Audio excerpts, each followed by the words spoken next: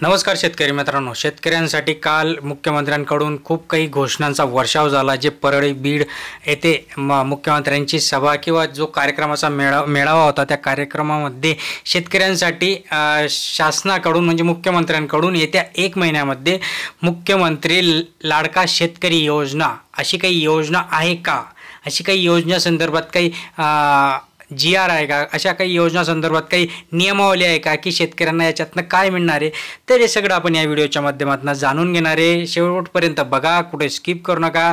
महत्त्वाचे अपडेट आहे आपण आपल्या व्हिडिओच्या माध्यमातून घेत असणार आहे, कारण की नवनवीन अपडेट आणि शेतीविषयी नेहमीच आपण घेत असतो। मुख्यमंत्र्यांकडून शेतकऱ्यांसाठी ज्या पद्धतीने आता सगळ्यांनाच माहिती आहे की विधानसभेचं इलेक्शन आहे आणि या विधानसभेच्या इलेक्शनच्या धर्तीवर शेतकऱ्यांकडून असो, महिलांकडून असो, सामान्य जनतेकडून असो, कशी मतपेटी आपली वाढवता येईल हे सगळ्याच राजकारण्यांना माहिती असतं आणि त्याच पद्धतीने ते या वेळेचा सदुपयोग देखील करत असतात। असो जे काही असो, बट लोकांचा, जनतेचा त्याच्यातनं फायदा होत असतो। ज्या पद्धतीने मुख्यमंत्री लाडकी बहीण योजना ही एका महिन्यामध्ये एवढी फास्ट ट्रॅकवर घेऊन महिलांच्या अकाउंटमध्ये 3-3 हजार रुपये डिपॉझिट झाले। जवळपास 70% महिलांच्या अकाउंटमध्ये ते पैसे, आता 50 ते 70% महिलांच्या अकाउंटमध्ये पैसे डिपॉझिट झाले आणि पुढचे जे काही उर्वरित पैसे ते पण मिळतील। त्याच पद्धतीने नमो शेतकरी महासन्मान निधी योजनेचा 4था हप्ता देखील शेतकऱ्यांच्या अकाउंटमध्ये डिपॉझिट व्हायला सुरुवात झाली। ते झालं, मग नंतर जे काही कापूस आणि सोयाबीनचं अनुदान आहे त्या संदर्भातील देखील अपडेट कंटिन्यू होत आहे की शेतकऱ्यांसाठी जो काही निधी आहे त्या निधीसाठी एक बँक अकाउंट ओपन करण्यात आलं आणि त्या अकाउंटमध्ये ते पैसे टाकण्यात आले। काही दिवसांनी शेतकऱ्यांच्या अकाउंटमध्ये ते पैसे डिपॉझिट होतील। राहिला विषय 50,000चा अनुदानाचा, जो की मागच्या 2 वर्षापासून टांगणीवर ठेवलेलं आहे शेतकऱ्यांना की आता देतील तेव्हा देतील, आता देतील तेव्हा देतील।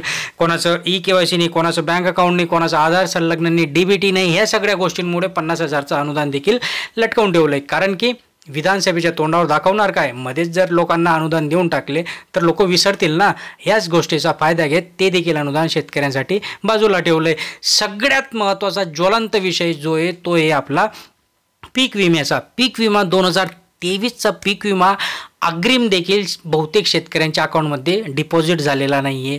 कारण काय आहे की पीक विमा कंपन्या यांची मुजोरी यांच्या पुढे सरकार नतमस्तक झालं। यांना वारंवार सांगून देखील पीक विमा कंपन्या ऐकत नाही आहे। असो, पीक विम्याचा सगळ्यात महत्त्वाचा ज्वलंत विषय, जर शेतकऱ्यांना काही द्यायचं असेल तर पीक विमा द्या। आता राहिला आपला मुद्दा महत्त्वाचा, जो की ही जी काही मुख्यमंत्री लाडका शेतकरी योजना असणार आहे याच्यातनं काय येणार आहे।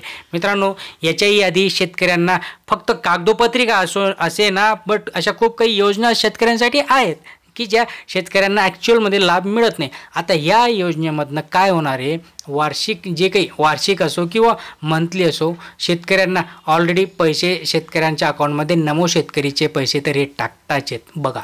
जे की नमो शेतकरी महासन्मान निधी योजनेचे 6,000 शेतकऱ्यांना मिळत आहे ते तरी टाकता। मग हे पैसे देतील का? ऑफकोर्स हे पैसे देऊ शकता, मंथली 500 रुपये देऊ शकता किंवा जास्तीत जास्त 1000 रुपये तर हे देणार नाहीत। ओके, 1000 रुपये देणार नाहीत, कारण की 1000 रुपये जर पकडलं तर 12,000 रुपये ते ऑलरेडी होऊन जाता। नमो शेतकरीचे 6,000 रुपये देत आहे, 18,000 हे देणार नाही, कारण की यांचं सरकार आहे ऑलरेडी आता लाडकी बहीणचा यांना हप्ता वाढलेला आहे। मग ज्या पद्धतीने माझा लाडका भाऊ योजना राबवली, ज्या माझ्या लाडक्या भाऊ योजनामध्ये जी काही 6 महिन्यासाठी योजना आहे आणि जे काही सुशिक्षित विद्यार्थी आहेत, जे काही ज्यांच्याकडे काही 12वी आहे, डिग्री, अशा विद्यार्थ्यांसाठी मंथली 10,000 रुपये 6 महिन्यासाठी अप्रेंटिस म्हणजे स्टायपेंडवर त्यांना कुठेतरी जाऊन काम करावं लागणार आणि त्या कामाचा त्यांना मोबदला मिळेल। अशाच अजून शेतकऱ्यांसाठी ज्या काही योजना राबवल्या आहेत पण त्या कागदोपत्री आहेत, त्याचे पैसे शेतकऱ्यांच्या अकाउंटमध्ये डिपॉझिट होत नाही। जी की दुष्काळी अनुदान झालं, जे की मराठवाडा असो, विदर्भ असो, याच्यामध्ये जे काही मागच्या वर्षीचा अवकाळी पाऊस असो, दुष्काळ असो, यांचे अनुदान देखील शेतकऱ्यांच्या अकाउंटमध्ये डिपॉझिट झाले नाही। नमो शेतकरीचा हप्ता असो, हे सगळ्या गोष्टींना बगल देत, या सगळ्या गोष्टींना बाजूला ठेवत कुठेतरी नवीन योजना, नवीन शब्द प्रचलित करण्यासाठी मुख्यमंत्री माझा लाडका भाऊ योजना अशी नाही तर मुख्यमंत्री माझा शेतकरी योजना मी राबवतोय आणि त्याच्यातनं शेतकऱ्यांसाठी मी नक्कीच काहीतरी मोठं बलिदान, मोठं योगदान आमच्या सरकारच्या माध्यमातून देऊ। आणि त्याच्यासाठी तुम्हाला काय करावं लागणार आहे, त्याच्यासाठी तुम्हाला आमची मतपेढी वाढवावी लागणार आहे। सो या सगळ्या गोष्टी आहेत मित्रांनो। पुढचं काय येईल, शेतकऱ्यांसाठी जे काही शेतीसाठी येणारे अवजार आहेत, फक्त बघा जो काही मोठा फुगवटा करण्यात आला आहे ना, आपल्याला याच्यातनं थोडंसं समजून घ्यावं लागणार आहे मित्रांनो, की जी काही योजना आहे ना, मुख्यमंत्री माझा लाडका शेतकरी योजना 2024मध्ये राबवू असं जे काही सांगितलं आहे, याच्यामध्ये फक्त माझा शेतकरी ज्या पद्धतीने आता त्यांना माहिती लाडकी बहीण योजनामध्ये आम्ही 3,000 रुपये टाकले, शेतकरी खुश होतील.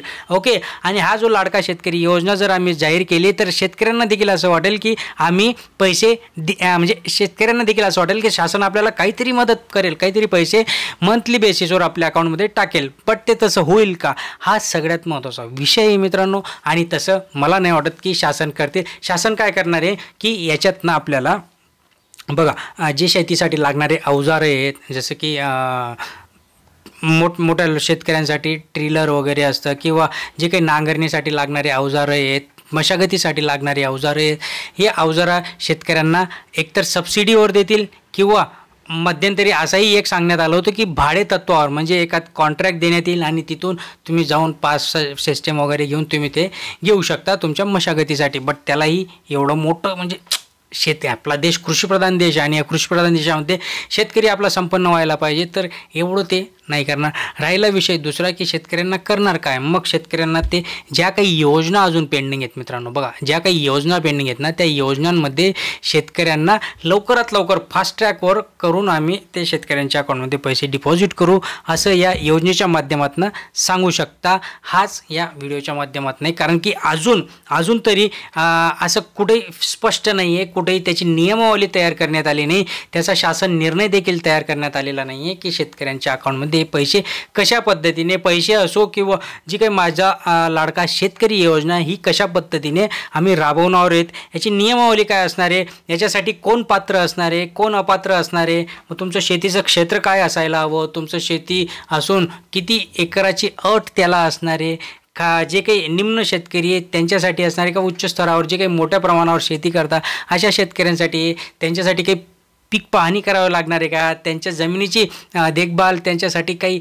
योजना राबवावं लागणार आहे का, या सगळ्या गोष्टींसाठी ह्या जो काही मोठ्या स्तरावर ही योजना राबवावं. कारण की बघा माझा लाडका शेतकरी बघा नॉट ओन्ली म्हणजे आपलं राष्ट्र देश महाराष्ट्र शेतीप्रधान देश आहे आणि सगळ्यात जास्त जी संख्या आहे ती शेतकऱ्यांची आहे. आणि यांना जर काही द्यायचे असेल, काही राबवायचं असेल तर ते व्यवस्थितरित्या राबवावं लागतं. याच्यासाठी मोठी समिती देखील यांना नेमावी लागणार आहे. कशा पद्धतीने ही योजना राबवली जाईल याच्या संदर्भातील काही दिवसांनी आता ज्या पद्धतीने त्यांनी सांगितलं आहे की माझा लाडका शेतकरी योजना मी राबवू, पण ती कशी राबवू याच्या संदर्भातील अजून अपडेट नाही आहे. आणि याच्या संदर्भात नियमावली येईल, काही नियम येतील, काही GR येतील, ते आले का नक्कीच आपण तुमच्यापर्यंत पोहोचवणार आहे. त्यामुळे आपल्या व्हिडिओला लाईक करत जा मित्रांनो, जास्तीत जास्त लाईक करत जा. चॅनलवर नवीन असाल तर सबस्क्राईब करा, लवकरात लवकर मलाही सपोर्ट करा, म्हणजे मलाही वेळ काढून तुमच्यासाठी हा व्हिडिओ बनवता येत असतो मित्रांनो. धन्यवाद.